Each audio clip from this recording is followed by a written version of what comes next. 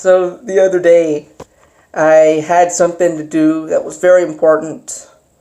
And you know what happened? A reason came up to where I couldn't do it.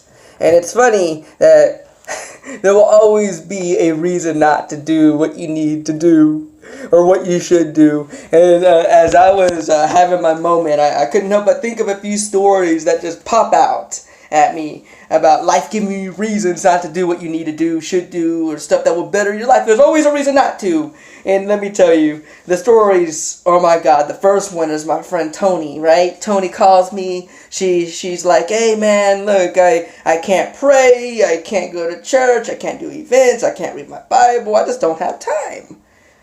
I look at my friend Tony, I look at her the best way I can because we're talking on the phone, but I say, Tony, can I be honest with you? She goes, yeah. I'm like, you sure? She goes, Xavier, I'm sure. I'm like, okay, Tony, the truth is it's not that you don't have time.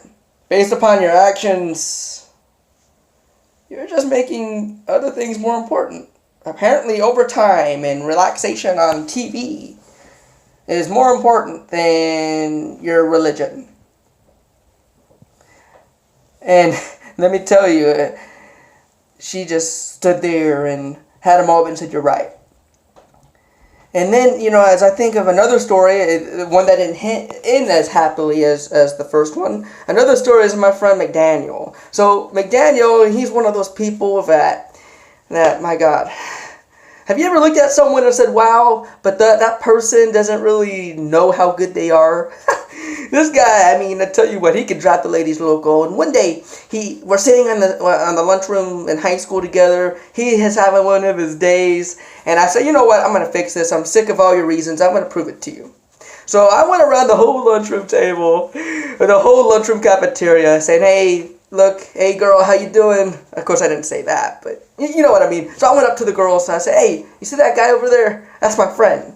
I'm doing that. Don't take this too seriously. I'm just trying to prove a point here. That guy, if you got to know him, would you date him?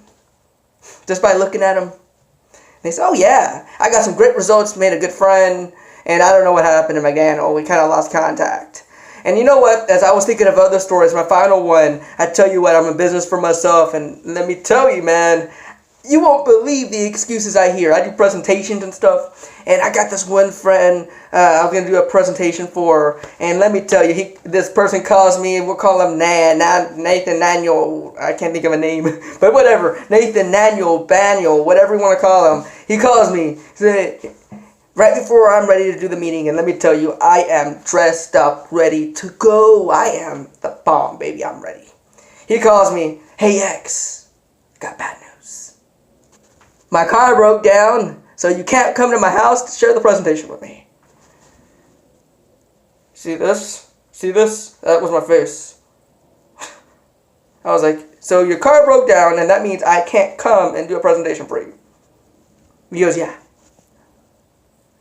And by this time, at that point in time, I did the wrong thing, and I just let him go. And as I'm sitting here thinking of these stories, thinking of all these reasons, including myself, because let me tell you, I'm in the same boat. I'm not here today to make this video saying, hey, don't make excuses. I'm not here just to tell you that life will always give you a reason why you can't do what you need to do or should do. I'm here today to tell you, what do you want? What do you want? I wrote down some good points. What do you want? Number one, do you want video games or do you want success?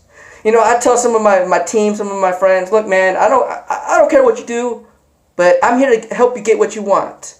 All right, I'm not saying you can't play video games, but like what our great mentor in my organization says, he says, do the responsible thing first and then the fun stuff. Next up is, do you want a great marriage or do you want that bad habit of alcohol or porn or whatever it may be? What do you want? Do you want comfort or do you want to be better? Let me tell y'all something, man. You cannot be comfortable and better at the same time. I'm sorry, it just doesn't happen.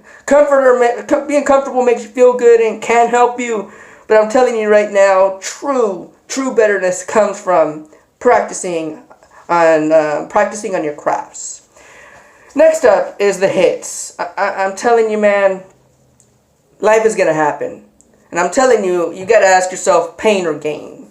I'm telling you, life is gonna give you some painful things that's gonna stop you. For every level, there's a new devil. So I'm telling you right now, guys, as you go through your life and you wanna do something great, pain is gonna be there. Life's gonna come at you. Your car's gonna break down. You're gonna get sick. Your mom's gonna get sick. Your dog's gonna die.